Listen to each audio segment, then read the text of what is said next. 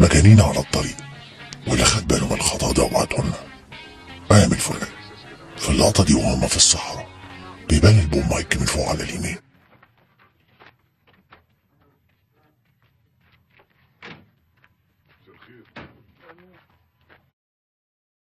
بوشكاش واللي خدوا بالهم من الخطأ ده وبعتهولنا بعد ما بيتعارك مع الراجل ده، والراجل بيتصلبط وبيفتح نافوخه وبيبلغ عنه البوليس. لما بيجي البوليس هما وبيمسكوه بيقع منه الطاقية، وحتى الكومبارس اللي حواليه بيبصوا على الطاقية بس مفيش حد بيوطي واخدها وبيكملوا ماشي.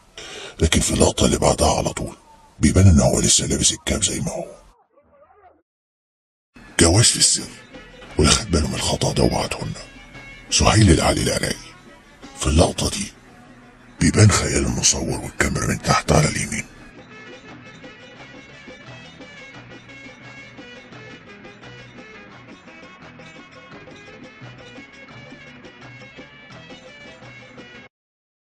بوشكاش واللي خدوا بالهم من الخطأ ده وبعتهولنا محمد سعد بيخبطوا في وشه، فالنضارة بتبان انها بتطير منه. لكن لما بنرجع للكاميرا التانية اللي بتجيبه من قدام بتبان النضارة في وشه زي ما هي. صفقة مع امرأة واللي خد باله من الخطأ ده وبعتهولنا سهيل العلي العراقي. بصوا المشهد ده كده وحاولوا تعرفوا فين الخطأ. لازم اقتله واخلص منه.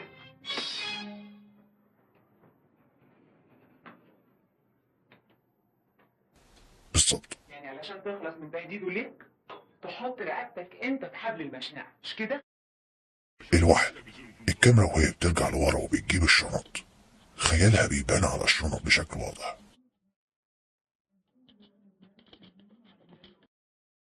مسعود سعيد ليه واللي خد باله من الخطأ ده وبعتهولنا سعد الجندي.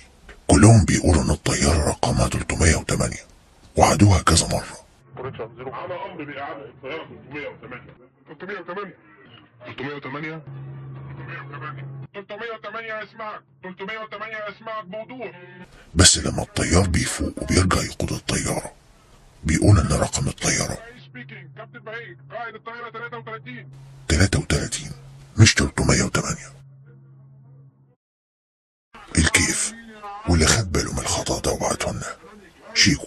شوفوا اللقطة دي كده وحاولوا تعرفوا فين الخطأ. طلبك مش عندي يا مزاجنجي، روح دور عليه في البطليه عند تجار المخدرات.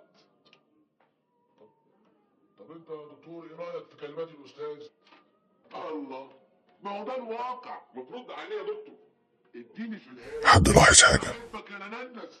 بالظبط بعد ما بيلف السلسلة على النضارة وبيشيلها في اللقطة اللي بعدها على طول بنلاقيها لسه على الرجل وبيشيلها من أول وجديد. وانا احبك يا ننس. وش إجرام واللي خد باله من الخطأ ده وبعتهولنا أبو أحمد.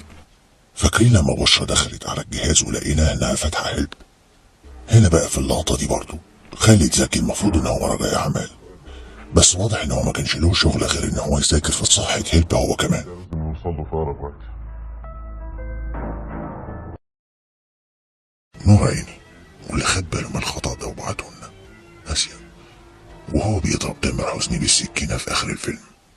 مش بس بيبان إن هو بيرفع له جسمه علشان يضربه، لكن كمان بيبان في القميص لون أحمر من قبل ما يتضرب. بس لو عجبتك الحلقه اعمل لايك وسبسكرايب، لو ما عجبتكش اعمل برضو، ولو شفت غلطات تانية قولي تحت في كومنتس، او عايز ترشح افلام تانية قولي تحت في كومنتس برضو. وبس باي باي.